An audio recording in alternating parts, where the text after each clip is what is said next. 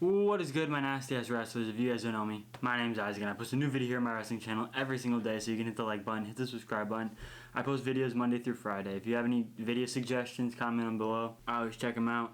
But today, as you can tell by the title of my video, today I'm talking about tips for bottom position, okay? I haven't really spoken too much about top and bottom, but bottom position is like a third of wrestling. And this is like the things that I thought during a match, right? These are the things that I would repeat in my head during a match when I was on bottom. Alright, so tip number 1 is before you do anything, before you think of anything, right? You have to start moving and look for the hands. Alright, you have to start moving. You want to, decide whether you're going to do a switch or a stand up or whatever. But as soon as you see the referee is about to blow the whistle, you start moving, you look for the hands, right? You want to grab 4 fingers at a time. Get really good and strong at grabbing 4 fingers, right? You want to make that feel really painful, because the only way that they can hold you down is with 4 fingers, right? The only way that they can stop you with a switch is if they step in between your legs. So if you're doing a switch, you need to kick your legs out far enough so they can't step in between them. And if you're doing a stand-up, you need to start moving before they stop your first move, and you need to grab the hands, okay?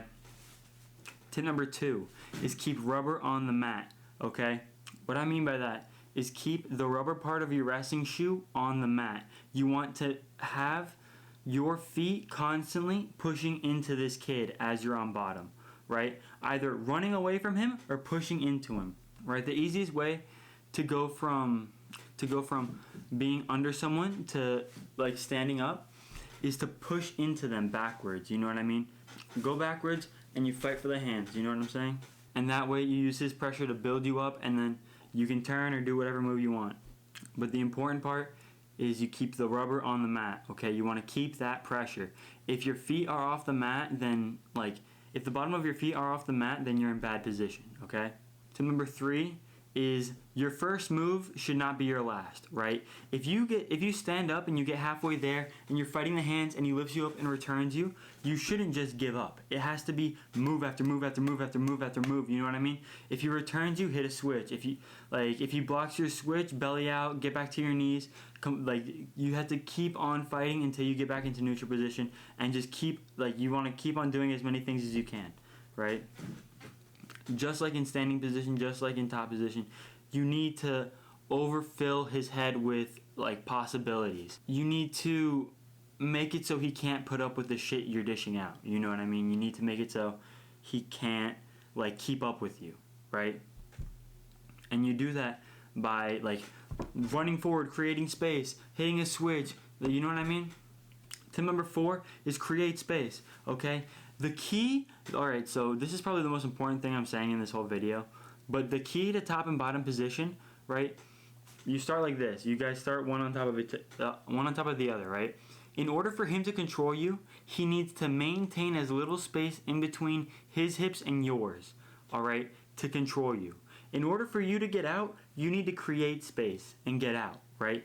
The less friction you have between each other's bodies, the better, okay? So if you can just get your hips under you a little bit for a second and then stand up, you are much more likely to get out, you know what I mean? Just a little bit of extra space makes it so much harder. Think of it, when you're trying to hold someone down, when you're like this as opposed to when you're like this, two completely different things. One, when they're like this, they're using mostly shoulders. If they're on top of you and they're holding you down and they have a tight waist, or you know what I mean, they can use their back, and their back is a huge asset. Your back is the biggest asset you have in wrestling. You know what I mean? It's just a giant pulling muscle, okay? And you want to limit their ability to pull you in, right? And to hold you down. So create the space and get out. Don't stop moving. Keep your feet on the mat, all right? And grab the hands, all right? If this taught you anything, hit a like button, hit the subscribe button. I post new videos every single day. Hit me up. I just got a jet ski. If you guys want to see videos of my jet ski, hit me up with that too. But until next time, I'll see you guys. Peace.